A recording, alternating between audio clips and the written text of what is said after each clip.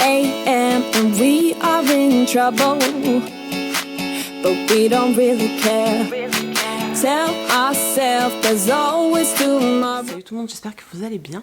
On se retrouve aujourd'hui dans un nouveau point lecture. Comme je vous ai dit la dernière fois, j'adore dire ça. Aujourd'hui, je vais vous parler de 6 romans, donc j'espère que je ne vais pas être trop longue.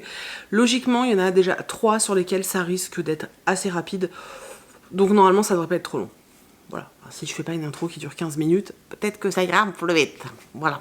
Je vais commencer par les romans Charleston, donc ceux que j'ai lus il y a déjà quelques semaines, hein, et qui viennent de sortir. Voilà, donc je vous ai déjà, la dernière fois, dans le dernier point lecture, je vous ai présenté 2 romans Charleston. C'était vraiment mes 2 chouchous. Du premier jet de la première vague de lecture, et là je vais vous présenter les 2 que j'ai moins aimés. Voilà. Donc on va commencer par celui-ci, donc juste à côté de moi, de Sophie Carquin aux éditions donc Charleston. J'aime beaucoup la couverture par contre, qui a un côté très mélo. On l'a reçu dédicacé, donc ça c'est une très très belle attention. Alors, dans ce roman, on va suivre une femme qui s'appelle Suzy, qui est une artiste, en fait, elle est peintre, et elle va être embauchée par une famille, une riche famille parisienne, en fait, pour peindre une fresque. Donc, elle va intégrer un peu cette famille, entre guillemets, du fait d'être tout le temps présente, et elle va rapidement se rendre compte qu'il se passe un truc dans la maison, à savoir que dans cette famille, en fait, ce n'est pas qu'un couple, il y a un couple et un enfant. Cet enfant est un adolescent qui ne sort plus de sa chambre. Voilà, donc c'est un hikikomori, je crois que c'est comme ça qu'on dit en japonais. Donc c'est juste un jeune homme qui refuse de sortir de sa chambre, qui se sent à l'aise dans cette bulle et qui ne veut pas sortir en fait. Donc ses parents ont tout essayé pour le faire sortir, mais rien n'y fait. Et il compte un petit peu, quelque part, sur cette fresque qui pourrait, entre guillemets, parler à leur fils, puisqu'il lui arrive de sortir la nuit ou quand il est seul pour aller dans la cuisine chercher quelque chose. Donc les parents se disent peut-être un petit peu aussi que cette peinture pourrait peut-être l'aider à reprendre vie finalement. Donc on va suivre un petit peu ce jeune homme, mais pas vraiment, on va jamais être vraiment dans sa tête. Nous, on va surtout suivre Suzy, j'ai dit voilà Suzy, donc la peintre, qui elle va nous parler de son histoire. On sent dès le départ qu'elle a subi un traumatisme. Voilà. Alors, ce qu'il y a, c'est que dans le roman, c'est pas écrit. Et moi, ça m'embête. Voilà, ça m'embête parce que, alors, on parle bien des hikikomori, donc en parlant de ce jeune homme, sauf qu'en fait, Suzy a subi un traumatisme, un vrai traumatisme. Moi, voilà, vous allez pouvoir couper si vous voulez et ne pas regarder ce petit passage, mais moi, je vais vous dire ce que c'est, tout simplement parce que moi, j'aurais aimé le savoir, parce que quand je l'ai lu, ça m'a un peu heurté, en fait. Ça peut paraître bizarre, mais je pense que pour certaines personnes, c'est un sujet qui est extrêmement sensible, et du coup, voilà, ça peut être un petit peu compliqué. Donc, je vais mettre un petit mot en bas pour dire à ceux qui ne veulent absolument pas connaître le traumatisme du personnage, de passer. Et puis une fois qu'il y aura plus le petit mot, vous pourrez continuer à regarder la vidéo sans souci. Donc, Suzy, en fait, était au Bataclan, donc elle a subi de très fortes pertes pendant l'attentat, et du coup elle essaie de se remettre de ça. Voilà, je préfère prévenir parce que c'est quand même un sujet qui est dur, et il faut le savoir en fait, et voilà, moi j'aurais aimé être au courant, donc je vous le dis. Voilà, j'enlève le petit mot, tout le monde revient. Voilà, maintenant tout le monde revient, tout le monde est de nouveau là. Du coup, elle essaye de se reconstruire, et finalement un lien assez particulier va se nouer entre ces 2 personnages qui sont affaiblis, meurtris, et on va assister un petit peu à leur renaissance quelque part. Voilà, alors c'était, je vais pas dire que j'ai pas aimé parce que c'est pas vrai, j'ai trouvé ça assez sympa. Le seul problème, c'est que déjà c'était très très rapide, et j'ai pas aimé la façon dont c'est raconté. Déjà, j'ai pas trop accroché. J'ai trouvé la relation entre l'ado et Suzy hyper chelou, mais vraiment pour moi à la limite du malsain. Il y a un truc qui me gênait. J'arrive pas à expliquer ce que c'est, mais il y a vraiment un truc qui m'a gênée dans cette relation. Et puis le fait que je n'ai pas été avertie pour le traumatisme qui concernait Suzy, quand je me le suis pris en pleine face, j'avoue que c'était pas un moment où j'avais envie de lire ce genre de choses, et je pense que si j'avais su le sujet, le thème, je pense que je me serais abstenue, en fait, très honnêtement, parce que je n'avais pas du tout envie de lire ça à ce moment-là. Voilà, c'est tout, c'est comme ça. Maintenant, je trouve ça assez intéressant qu'on parle des hikikomori, parce que c'est un sujet qui est super intéressant. Malgré tout, je trouve que c'est pas assez... voilà, Kitsune est d'accord, c'est pas assez creusé parce que le roman est très court. Voilà, pour moi, c'était vraiment une lecture... voilà, j'ai rien de vraiment négatif à vous dire, mais j'ai rien non plus qui... Voilà, pour moi, c'est une lecture un peu neutre, à part, je vous dis, le thème que moi, j'aurais aimé connaître, parce que je vous dis, je pense que à l'instant T, je me serais abstenue, j'aurais peut-être lu à un moment où j'étais plus apte à lire ce type de roman. Ensuite, on va passer à celui-ci, donc c'est Les Exilés de Troie de Pat Barker, donc chez Charleston. C'est la suite du Silence des Vaincus, c'est ça le titre, hein, je ne sais jamais. Bref, j'avais littéralement adoré le Silence des Vaincus, mais vraiment j'avais adoré. On est sur la guerre de Troie, etc. On suit Briséis, une réécriture assez moderne et tout. J'avais adoré le tome 1, mais vraiment, moi j'avais... laisse tomber quoi. Du coup, quand le tome 2, quand on nous a donné les épreuves non corrigées du tome 2, j'étais comme une dingue, j'avais trop hâte de le lire. Alors au début ça s'est bien passé, on est vraiment dans une suite directe hein, quand même. Alors on peut peut-être le lire sans avoir lu le premier, mais ce serait franchement bête. Surtout que le premier est bien meilleur, donc ce serait franchement bête. Voilà, bref, je me suis lancée dans la lecture. Les, on va dire, 50-60 premières pages, ça se passait bien. Et puis j'ai commencé à ressentir un profond ennui. Alors je vais pas vous parler vraiment de l'histoire ni rien, parce que je vous dis, c'est vraiment la suite. On est toujours avec Briséis, on est toujours dans toutes ces histoires de femmes, sauf que là, la situation a un petit peu évolué. Mais je me suis profondément ennuyée, en fait, voilà. Je me suis ennuyée dans ce tome, et c'est dommage parce que j'avais adoré le tome 1, donc, le précédent roman. Maintenant, j'aime toujours autant ce genre de réécriture, vraiment, j'aime toujours autant ce genre de réécriture. Je vous dis, le 1, je l'ai adoré, mais là, je sais pas, on met quand même vraiment les femmes à l'honneur dans ce roman, puisqu'on suit Briséis, on suit certaines de ses servantes, on suit d'autres personnages féminins.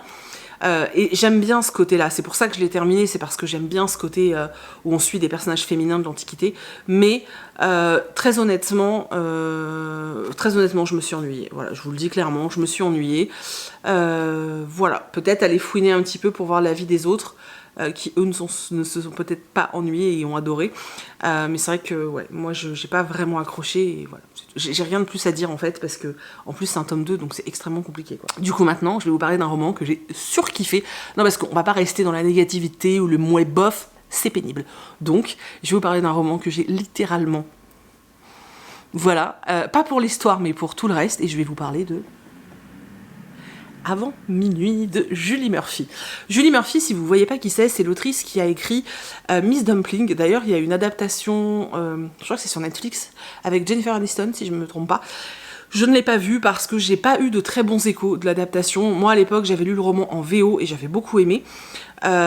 Et j'avais vu après des critiques plutôt mitigées, ce qui est très surprenant d'ailleurs parce que on est souvent en train de dire que ce qui est important dans les romans avec des différences, avec de l'inclusivité, c'est que ce soit des on voice, et là pour le coup c'en est un parce que Julie Murphy est grosse, donc quand elle écrit un roman sur les grosses et qu'on me dit qu'elle le fait mal, je suis un peu dubitative, c'est-à-dire qu'en fait elle le fait pas mal, elle le fait en fonction de sa propre expérience et de son propre vécu, et qui on est pour juger de son propre vécu au niveau de la différence. Enfin, tu vois, c'est un peu bizarre en fait. Bref, quoi qu'il en soit, moi j'avais beaucoup aimé, mais j'ai pas vu le film. Et quand j'ai vu que celui-ci sortait, en plus, Hachette nous a mis une grosse, mais une belle grosse sur la couverture. Elle est, franchement, j'adore sa tenue, elle est trop belle. Enfin bref, en plus, vous voyez, c'est l'homme qui n'a pas la chaussure. Voilà, parce que dans ce livre, on est dans une espèce de réécriture de Cendrillon. En tout cas, c'est la commande qui a été passée à Julie Murphy. Donc, elle nous a fait effectivement une réécriture de Cendrillon, version Julie Murphy, donc version un petit peu très moderne et avec une héroïne grosse, voilà. Je trouve ça, en fait, ça me fait sourire et ça me donne un petit peu de baume au cœur parce que c'est quand même une commande passée, vous voyez, de la part de Disney, etc. Et enfin, sous l'enseigne Disney, et c'est quand même dingue en fait, parce que Disney met pas en avant les corps différents, hein, faut être honnête.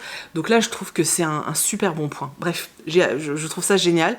Alors, Pour la petite histoire, on suit Cindy, qui est passionnée par les chaussures, mais genre elle adore les pompes, mais vraiment, et puis elle fait une école de design, etc. Alors, pour remonter dans le passé, parce que j'ai peut-être oublié ce détail, Cindy, elle vivait seule avec son papa, elle a perdu sa mère, et puis son papa va se remarier avec une femme qui a déjà 2 filles. Sauf que là, on inverse un petit peu les rôles par rapport au Cendrillon qu'on connaît, puisque c'est pas le père qui a de l'argent, c'est la mère, puisqu'elle est productrice à Hollywood, c'est la belle-mère plutôt, elle est productrice à Hollywood, et l'autre gros changement, c'est que les 2 belles-sœurs, en fait, sont extrêmement gentilles. Alors, elles sont très belles, elles sont parfaites et tout, mais elles sont extrêmement gentilles et elles accueillent à bras ouverts Cindy. Cindy va finir, elle va finir par perdre son papa également, comme dans Cendrillon, hein, et elle va se retrouver du coup avec sa belle-mère et ses deux demi-sœurs en fait, avec qui ça se passe plutôt bien, hein, c'est pas l'enfant rejeté, même si elle est grosse, etc. Tout le monde l'aime dans sa famille, sa belle-mère l'aime, ses demi-sœurs l'aiment, il n'y a pas de problème. Et ça, déjà, j'ai trouvé ça très, très chouette. Voilà, je trouvais ça assez positif comme histoire. Bref, Cindy, elle va faire une école de design et de mode. Donc, elle part à New York pour faire son école parce qu'elle veut être créatrice mode et elle veut créer des chaussures. Quand sa formation se termine, elle ne sait pas trop quoi faire. Elle n'a pas vraiment les moyens de rester à New York. Elle n'a pas de travail en vue, donc elle décide de retourner à Los Angeles chez sa belle-mère, puisque sa belle-mère galère un petit peu puisqu'elle a des triplets. Et du coup, Cindy lui propose de venir faire la babysitter, en fait, puisque actuellement elle n'a pas de travail, donc autant rendre service à la famille. Donc voilà, elle décide de retourner à Los Angeles. Elle retourne à Los Angeles, tout se passe extrêmement bien, hein. Dans l'avion, elle fait une rencontre assez surprenante. Je vous laisse découvrir, hein, mais voilà, elle fait une rencontre assez surprenante.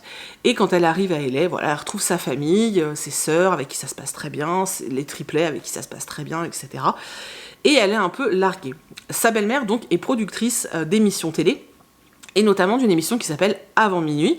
Donc cette émission, en gros, le but, c'est un célibataire, plein de rendez-vous. Vous savez, c'est un peu...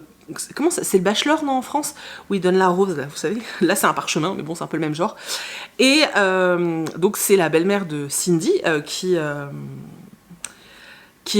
s'occupe qui produit en fait cette émission, et quand son assistante vient en panique en lui disant on a eu des annulations, il nous manque 2 femmes, la belle-mère propose à ses filles de participer, et l'assistante dit mais Cindy pourrait le faire aussi. Cindy se retrouve à faire cette émission, à devoir charmer un jeune homme, et vous vous doutez bien que, je vous dis qu'elle a fait une rencontre dans l'avion, vous vous doutez bien qu'il y a un lien avec le jeune homme qui participe à l'émission, et voilà, elle va participer à cette émission, elle va faire toutes les sélections, le goal c'est de rester, elle y va vraiment pour faire sa pub, hein. Elle y va pas dans l'espoir de trouver l'amour, mais bon, on est quand même dans une petite romance, on est dans un Cendrillon, tu vois.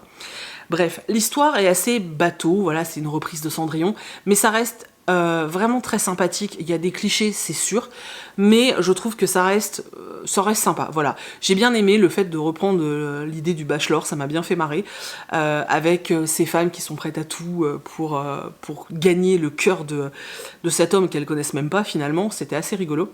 Voilà, j'ai bien aimé tout ça, la dynamique entre les filles, c'était sympa, mais surtout ce que j'ai aimé, c'est Cindy.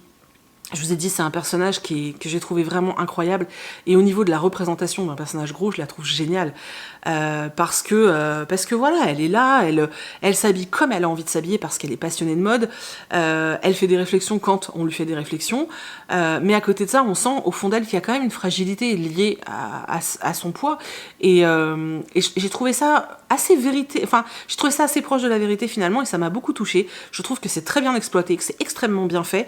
Il y a d'autres représentations dans le roman, vraiment, il y a d'autres représentations, notamment LGBTQIA+, je ne sais jamais si je dis toutes les lettres, je suis désolée si j'en oubliais, je sais jamais.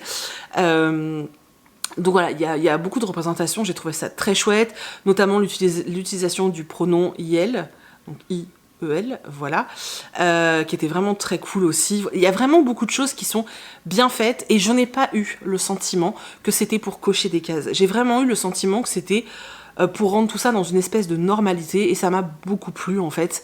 Il y a plein de réflexions. J'ai d'ailleurs corné le livre. Oui les gars, j'ai corné mon livre.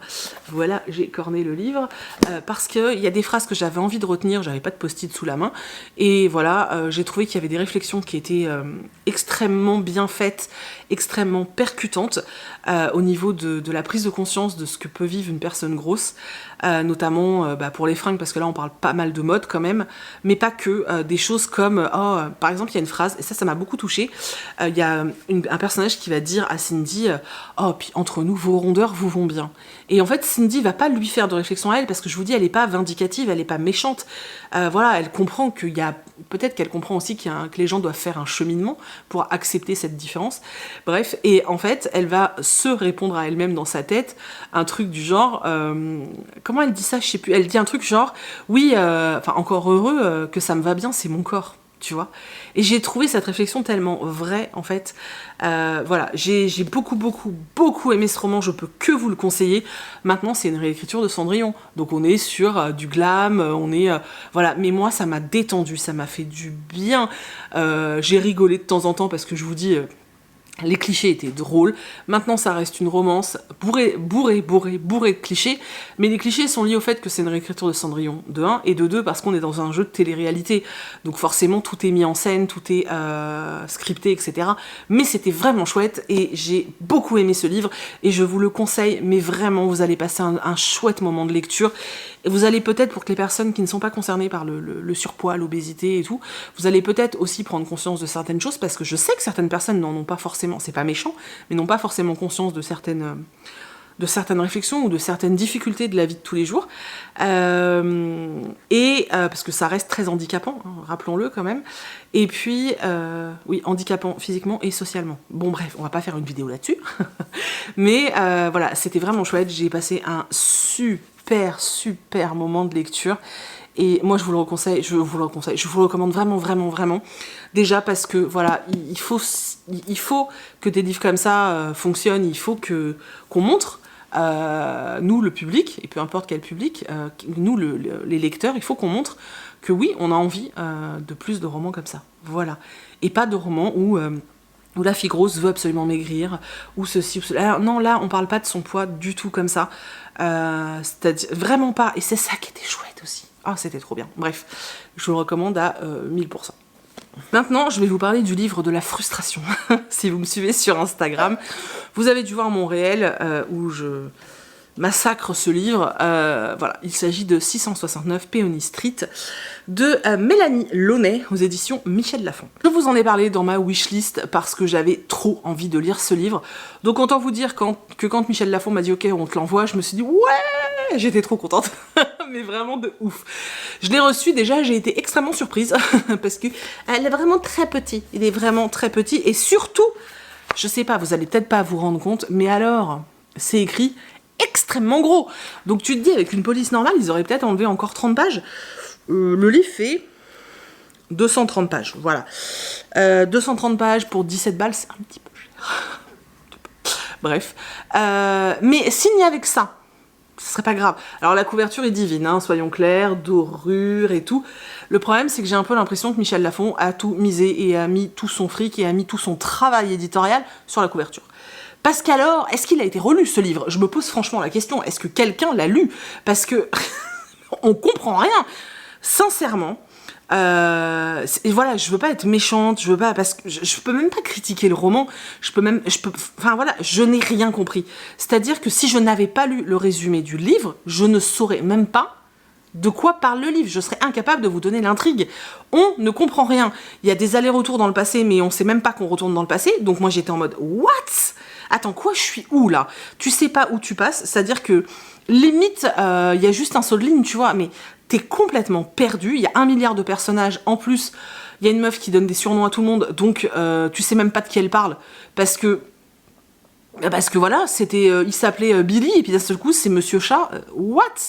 Tu comprends rien, mais vraiment, on comprend rien. En fait, c'est t'es dans le brouillard avec ce livre. Je suis allée jusqu'au bout parce que je me suis dit, il y a peut-être un truc de dingue et tout, mais en fait, même pas. Et j'ai passé les 3/4 du roman à me dire, je comprends rien, et à vraiment me poser des questions sur mes capacités intellectuelles. Je me suis dit, mais meuf, il y a un truc qui va pas, soit t'es épuisée, et dans ce cas-là, arrête de lire parce que c'est pas possible, soit t'es un petit peu plus con que ce que tu croyais. Puis finalement, j'en ai discuté un petit peu et j'ai vu qu'en fait, on était... Alors, il y a des gens qui n'ont pas du tout aimé. En fait, j'ai vu personne qui avait aimé ce livre. En tout cas, personne n'est venu me faire le retour qu'il avait aimé le roman. Tous ceux qui sont venus échanger avec moi m'ont dit qu'ils n'avaient pas aimé, qu'ils avaient abandonné. Je crois que je dois avoir une 50aine de personnes qui m'ont envoyé un message pour me dire qu'ils avaient abandonné. J'ai vu des personnes que je suis, qui sont très bons publics, qui aiment littéralement quasiment tout ce qu'elles lisent, qui n'ont pas aimé et qui ont abandonné. Et j'ai eu beaucoup d'échos de personnes qui, comme moi, n'ont rien compris à l'histoire. Voilà. Donc, moi, j'étais partie de ce postulat-là. Un médecin fait une découverte et il n'a pas le temps d'aller au bout de cette découverte. Et puis, on se retrouve dans un train. Et c'est dans ce train que les révélations vont se faire. Alors heureusement, sincèrement, que j'avais ce petit truc-là, parce que je n'ai rien compris. Du coup, je vais pas vous faire de résumé, parce que j'ai rien compris. Je risquerais de tout mélanger et tout. Je suis incapable de vous donner le nom des personnages. Si, je sais qu'il y a Monsieur Chat et Monsieur Ferry, puisqu'elle donne des surnoms comme ça. Il y a une histoire de lettre, où sur la lettre, il y a écrit l'adresse de Peony Street, et qu'effectivement, il y a un mec qui doit amener cette lettre à Peony Street. Mais on suit également la nièce du fameux médecin. Ah, je vous jure, on comprend rien. Bref, une grosse déception. Je peux même pas... En fait, c'est horrible parce que je ne sais pas. Je ne comprends pas ce livre. Voilà, je suis complètement perdue. Je peux rien vous dire de plus que j'ai quasiment rien compris à l'intrigue, en fait. Et du coup, j'ai pris aucun plaisir à lire ce livre, puisque je savais pas qui était qui. À réussir à me perdre dans un livre aussi court, franchement, c'est la première fois que ça m'arrive. Je suis extrêmement déçue.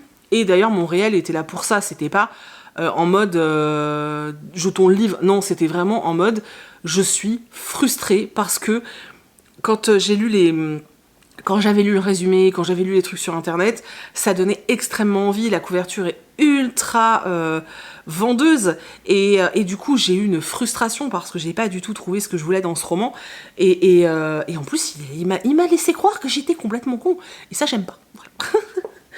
Bref, je vous le recommande pas, hein, vous avez compris.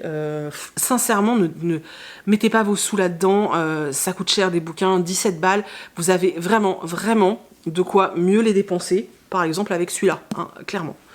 C'est pas le même registre, on est d'accord, mais l'autre, franchement, voilà. Bref, on passe à des trucs un peu plus positifs. Donc, j'ai enfin terminé Three Dark Crowns de Kender Blake. Alors, je dis enfin parce que j'ai mis 2 semaines à le lire. Alors, en fait, je me suis fait suer. C'est pas mauvais, hein. Sincèrement, c'est pas mauvais. Mais je me suis... Il y a mon ticket de caisse encore dedans, bravo. Bref, je me suis un petit peu ennuyée, un petit peu beaucoup ennuyée même, sur, on va dire, les 3/4 du roman. Et puis alors, le dernier quart était génial. Donc, voilà, du coup, j'ai un peu le cul entre deux chaises. Je me dis, est-ce que, quand la suite va sortir, je fonce dessus ou pas? Parce qu'il y a des révélations à la fin, et moi, j'étais... Ah voilà. Mais en même temps, si le tome 2 est comme celui-là, et que je m'ennuie pendant 3/4 du livre, ça va être affreux. Voilà. Alors maintenant, c'est la vie de quelqu'un qui a lu énormément de romans de fantasy young adulte, qui, je sais pertinemment que je suis un peu plus difficile, que j'accepte moins de choses dans ce type de roman, etc. Mais il y a des romans qui sont pas exceptionnels et que j'ai bien aimé et avec qui ça s'est bien passé, hein. Voilà, je suis pas si dure que ça non plus. Maintenant, peut-être que des gens qui n'ont pas le bagage que j'ai, donc qui n'ont pas lu autant de romans fantasy que moi, jeunesse, hein, enfin young adulte, peut-être que vous kifferez. Moi, j'ai trouvé que la mise en place était beaucoup trop longue. En plus, comme on a une alternance de trois personnages, ça rend le récit assez lourd. Mais pourtant, dans Les Voleurs de Fumée, on a cette alternance avec plein de personnages et ça m'avait pas gêné. Je pense que là, c'était long. Alors, l'histoire, en gros, on est sur une île qui doit être dirigée par une reine. La reine, en fait, c'est tout le temps comme ça. La reine, elle va mettre au monde des triplets. Des filles, donc des triplettes, voilà. Une fois qu'elle a mis ses enfants au monde, elle se casse en fait, elle est plus reine. Tu sers plus à rien, t'as pondu tes bébés, casse-toi. Et puis ces 3 filles, ont chacune logiquement un pouvoir particulier et sont rattachées du coup à une maison. Donc il y a les empoisonneurs, les naturalistes, et c'est quoi la troisième? Je sais jamais.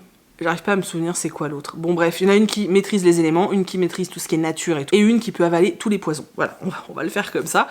Donc voilà, on suit ces trois filles qui ont été séparées, et en fait, donc elles vont être élevées chacune par la fameuse maison qui leur correspond, parce qu'en fait à leur naissance, quand elles sont petites, la reine est capable de dire elle a tel pouvoir, elle a tel truc et tout.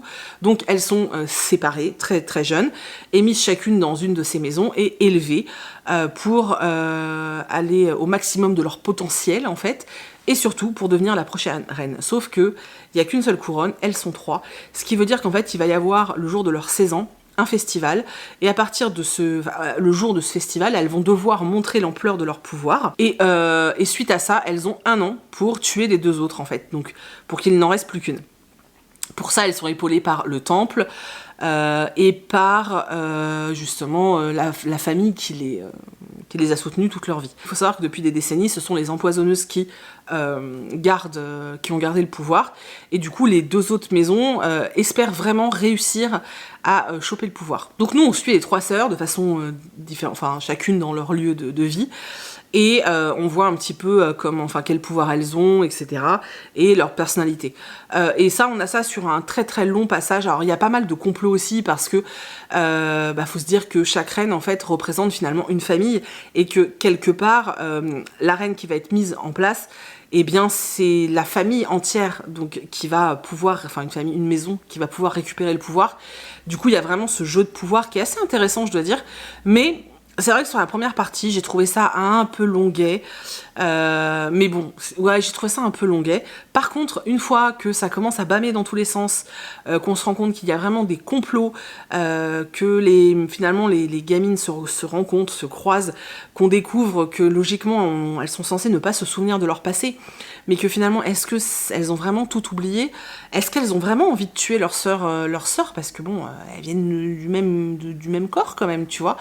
Et ça devient plus intéressant, il y a des révélations. Vraiment, le dernier quart est vraiment chouette, mais j'ai trouvé que le début était extrêmement lent, et moi, ça m'ennuyait. La mise en place, je l'ai trouvée très longue, surtout que c'était vraiment autour de ces personnages, et j'avais pas l'impression d'apprendre énormément de choses. Voilà. Mais j'ai quand même passé un bon moment de lecture, je vous dis, la preuve, j'hésite. Il y a quand même de fortes chances que je craque quand il y aura la suite, parce que... parce que la fin, elle te titille quand même. C'est très moyen pour moi, mais le dernier quart relève vraiment le niveau, en fait, donc je sais pas. Je ne sais pas, je sais qu'il a eu... j'ai vu de tout en fait sur ce livre, j'ai vu des gens qui avaient adoré et des gens qui ont trouvé ça très moyen. Je pense que quand tu as un peu plus l'habitude de lire de la fantasy adulte, ou young adulte d'ailleurs, je pense que celui-là est un peu faible en fait.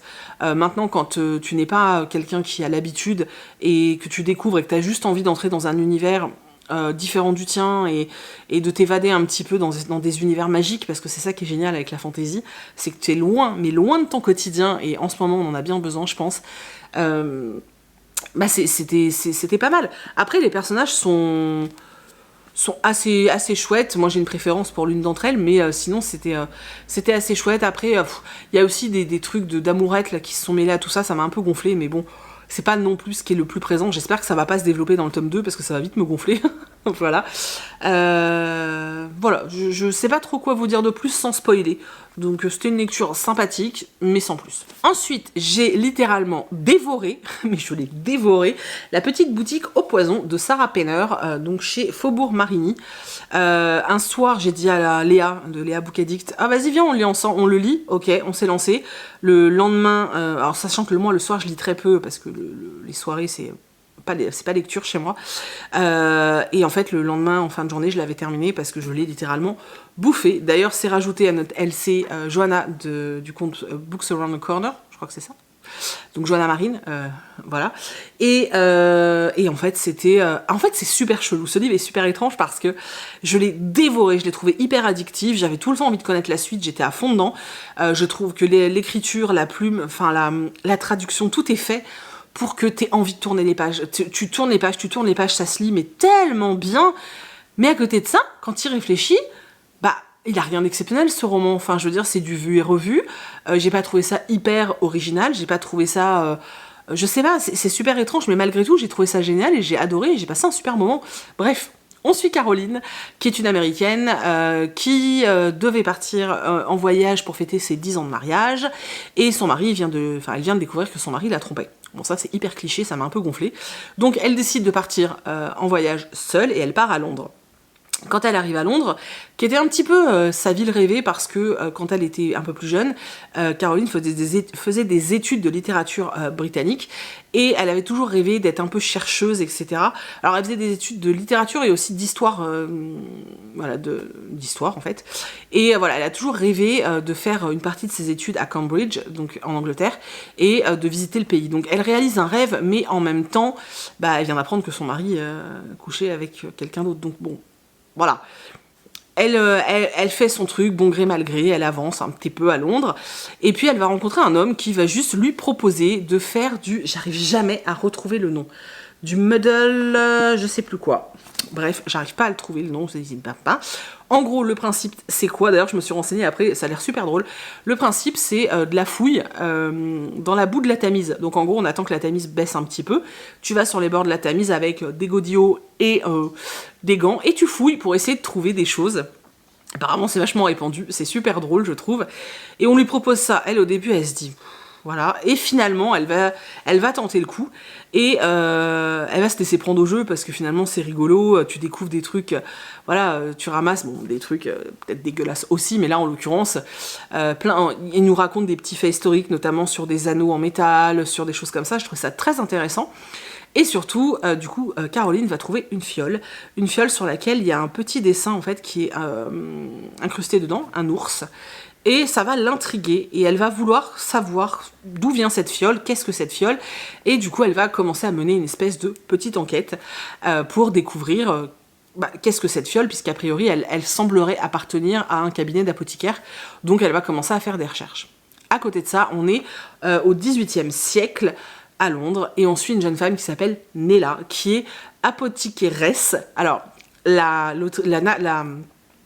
traductrice explique son choix pour la traduction du mot. Donc quand on est dans le passé, c'est une apothicairesse, et quand on est dans le présent, c'est une apothicaire. Il y a une note de la traductrice, je trouve ça vachement bien d'ailleurs, puisqu'on essaye vraiment d'avoir un roman à portée assez féminin, donc bref, elle l'explique, et j'ai trouvé ça très chouette. Bref, donc on suit Nella, qui est une apothicairesse, qui à la base est censée offrir des soins, etc. Sauf qu'en fait, dans son arrière-boutique, elle a créé une deuxième pièce dans laquelle elle fabrique des poisons, en fait. Voilà. Donc il y a tout un code, et toutes les femmes bafouées qui veulent se venger de leur mari, ou voilà, parce que Nella refuse de tuer des femmes, donc elle n'accepte d'aider que quand c'est pour tuer un homme, et bien les femmes bafouées laissent un message dans un endroit particulier, et ensuite peuvent venir voir Nella, et Nella va les aider grâce à des poisons, à se débarrasser de l'homme qui les embête, en fait, hein, un père, un frère, un mari, peu importe. Et en fait, voilà, je vous laisse découvrir ça, mais les deux histoires vont forcément se lier, hein, on se doute bien. Et j'ai trouvé ça très chouette. J'ai beaucoup aimé l'histoire dans le passé, j'aurais même aimé y être un peu plus, parce que j'ai trouvé que Nella était alors c'est un personnage qui a un certain âge, hein. Je pense qu'elle a une cinquantaine d'années, alors je me souviens pas si c'est dit, mais dans ma tête elle avait une cinquantaine d'années. C'est une femme qui a été bafouée, qui a eu... voilà, si elle a décidé d'aider les femmes à dézinguer les hommes, c'est pas pour rien, hein, soyons clairs. Mais à côté de ça, je sais pas, j'ai trouvé que c'est un personnage qui j'ai trouvé assez attachant. J'ai beaucoup aimé, voilà, l'histoire dans le passé. En plus, pendant un moment, il y a une espèce d'enquête, il y a des mystères, il y a plein de trucs, c'était très chouette. L'histoire dans le présent était vraiment très agréable. Notamment sur toute la façon dont Caroline va mener cette enquête, en fait, pour découvrir quelle est cette fiole, à qui elle appartient, pourquoi, enfin voilà, c'était très intéressant. Elle va à la British Library, elle va dans plein d'endroits comme ça, et c'était très cool. Maintenant, l'histoire avec son mari qui vient, ça m'a gonflé, franchement, son mari m'a saoulée. En plus, on n'avait pas vraiment besoin de ça. Alors, je pense que c'était une façon de justifier le fait que Caroline est en Angleterre seule, mais elle aurait très bien pu faire un voyage seule pour une autre raison, en fait. Bref, ça m'a saoulé cette histoire de...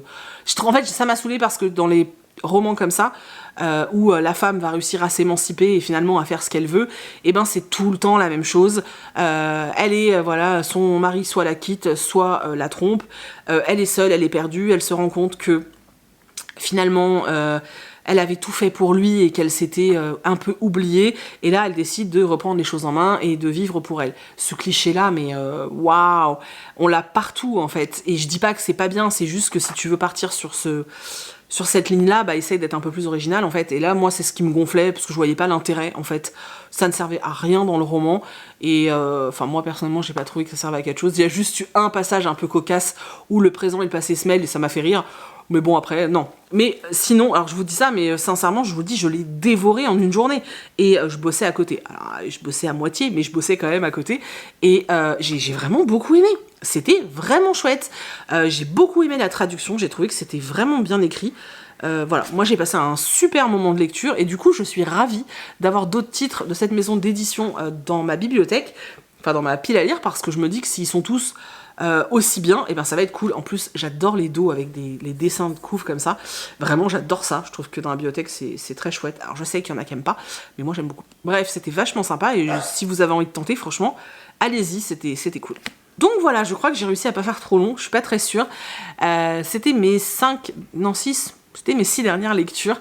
Voilà, je lis plutôt bien en ce moment. Alors, je lis beaucoup de manuscrits Charleston. Donc, c'est vrai que ça me fait... Voilà, je vous en parlerai du coup dans un mois ou deux, mais je lis plutôt bien en ce moment, je suis plutôt très contente, j'ai un très bon rythme, du coup j'arrive à vous faire des points lecture, donc ça c'est cool, et voilà, j'espère que ça va durer, on cross finger les doigts très fort pour moi. Voilà, n'hésitez pas à me dire si vous en ce moment ça se passe bien la lecture, si vous avez eu, alors voilà, moi j'ai eu 669 Peony Street, donc n'hésitez, en grosse frustration et déplaisir on va dire, n'hésitez pas à me dire si vous avez eu un gros fail et une grosse déception dernièrement dans vos lectures, ça m'intéresse beaucoup. Et voilà, n'hésitez pas aussi à me dire si vous avez eu une chouette lecture récemment, ça me fera plaisir aussi, voilà, vous me mettez la déception. Bon, après on est encore début janvier, hein, donc tout le monde n'a pas forcément lu 50 000 livres, mais voilà, n'hésitez pas à me donner votre déception, et je sais pas pourquoi je fais ça avec mes mains, on dirait que je vais danser la Macarena. Bon bref. Voilà, donc n'hésitez pas à me donner votre déception et le livre qui vous a le plus séduit pour le moment. Voilà, si vous n'en avez lu qu'un, vous pouvez me donner ce titre-là aussi, il n'y a pas de souci. Voilà. Je tiens aussi à m'excuser, entre guillemets, j'ai pas eu le temps de répondre aux commentaires sous la dernière vidéo. Je les lis tous, vraiment, je les lis tous et c'est extrêmement important. Et du coup, je tenais vraiment à vous remercier en vidéo, mais du fond du cœur, d'avoir fait un bel accueil au dernier point lecture. Ça m'a boosté à mort pour vous en tourner un autre. J'espère vraiment que l'envie de continuer à voir ces vidéos va rester. C'est pas très français, je crois. Bon, bref. En tout cas, je tiens vraiment à vous remercier du fond du cœur. De laisser des commentaires, ça me touche à un point que vous imaginez pas. Vraiment, alors s'il y a une question, j'essaie d'y répondre. Mais c'est vrai que j'avoue que j'ai accumulé tellement de retard que j'y arrive plus, en fait. Et ça me prend tellement de temps. Et ma vie, en ce moment, fait que je bosse, je lis. Et en fait, si je réponds à tous les commentaires, je vais devoir sacrifier ce passage de ma vie où je lis, en fait. Et je vous avoue que j'ai pas envie parce que ça contribue à mon équilibre et ça me permet de vous donner plein d'avis, en fait, voilà. Mais je voulais quand même vous remercier parce que vous prenez le temps de laisser un commentaire et c'est important pour moi de vous dire que je les ai lus et que ça m'a vraiment fait plaisir de voir que vous êtes là. Donc merci du fond du cœur. Merci à ceux qui de temps en temps prennent le temps de partager sur les réseaux. Ça aussi, c'est extrêmement important. Ça peut paraître anodin, mais c'est vraiment très important. Donc, merci du fond du cœur. Et voilà, j'espère en tout cas que je vous ai donné envie de lire certains livres, notamment Avant minuit. D'ailleurs, si vous lisez ce roman, taguez-moi sur les réseaux, je veux le savoir. Franchement, il y a des livres où j'ai vraiment envie de savoir si j'ai réussi à vous donner envie de les lire, et celui-ci, je vous dis, j'ai trouvé que le traitement était tellement bien fait, et sincèrement, dans des moments où, je vous dis en ce moment, je pense qu'on est tous dans le même mood, où c'est dur, où c'est fatigant, où voilà, où le quotidien est pesant, et ben je vous assure que ce roman fait du bien, en fait, il est rafraîchissant, il est léger, et ça fait un bien fou, donc vraiment n'hésitez pas. Et voilà, et dites-moi ce que vous en pensez, voilà. En tout cas, si vous le lisez, taguez-moi sur les réseaux, je veux absolument savoir si vous le lisez et si vous l'aimez. Si vous l'aimez pas, vous avez aussi le droit de me le dire, c'est pas un souci. Hein. Voilà, cette fois je me tais, parce que je vais galérer au montage. Je vous remercie comme d'habitude du fond du cœur d'avoir regardé cette vidéo jusqu'au bout. J'espère vraiment que vous avez passé un bon moment de détente, où vous avez pensé à rien d'autre qu'au bouquin, parce que c'est le principal en fait. Je vous fais plein de gros bisous, et je vous dis à bientôt dans une prochaine vidéo.